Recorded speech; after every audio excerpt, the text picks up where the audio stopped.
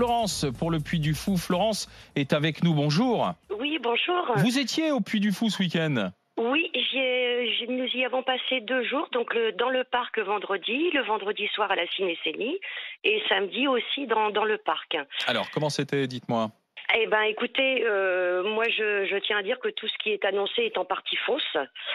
Dans le sens, écoutez, dans le sens où la distanciation sociale n'est pas faite. Alors, je vais déjà commencer par le parc, qui est différent de la Ciné-Scénie. Dans le parc, en fait, donc vous avez des allées, donc ils vous mettent des cordes pour séparer les allées, avec un sens pour aller, un sens pour revenir. Donc vous avez juste un petit sens interdit. Donc c'est-à-dire que les gens passent la corde d'un côté et de l'autre. Donc en fait, vous vous croisez tout le temps.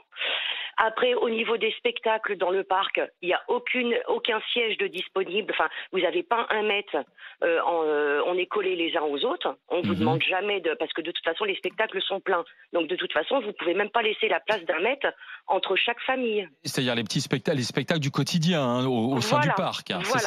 Voilà. Pas les grands shows qu'il y a le soir. Pas la Ciné-Scénie. Pas la Ciné-Scénie. Je vous parlerai de la Ciné-Scénie ensuite. Et donc, alors il y a le staff des spectacles qui vous demande effectivement de mettre le masque puisqu'il n'est pas obligatoire dans les allées. Mais sauf que malgré tout, il y a des gens qui ne le mettent pas. Oui. Je vous dis, donc il n'y a pas de distanciation sociale. Par contre, le vendredi, effectivement, il y avait du gel hydroalcoolique partout. J'en ai même fait la réflexion, j'ai dit c'est génial, il y a du gel hydroalcoolique.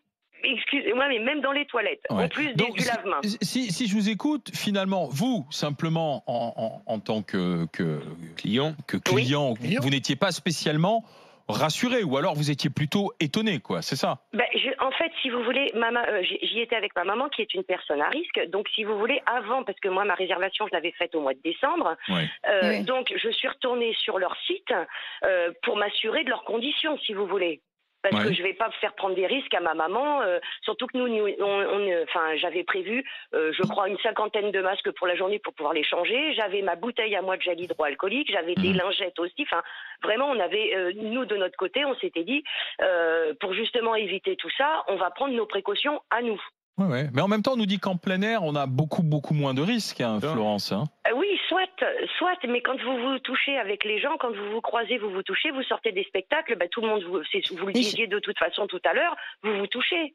Je suis étonnée parce que vous dites, dans les allées qui ont l'air d'être assez bondées finalement et où on se croise alors si on respecte pas le sens de circulation, dans les allées, c'est pas obligatoire en fait le masque. Non, le masque n'est pas obligatoire et il y a même une petite navette pour à mobilité, pour les gens à mobilité réduite ou en fauteuil roulant, comme un petit train. Et là, en fait, il y a même un écriteau qui dit qu'il est, il est préférable de le porter, mais il n'est pas obligatoire. Oui, on est dans la recommandation. En fait, si je comprends bien ce que vous nous dites, Florence, ils font quelque chose de très clean pour la Ciné-Scénie, parce qu'ils savent qu'ils sont attendus, et ils sont contrôlés, ils sont regardés pour la Ciné-Scénie, mais le reste du parc, les règles sont plus cool, quoi. Mais non seulement les règles sont plus cool, mais en plus, moi, c'est là où je suis fâchée, c'est que quand vous retournez sur leur site et que vous lisez information spéciale Covid, ils vous annoncent dans le parc 350 personnes, donc de leur staff, pour vérifier que tout le monde respecte bien les choses. Et nous, on n'a croisé personne sur 2 jours de parc.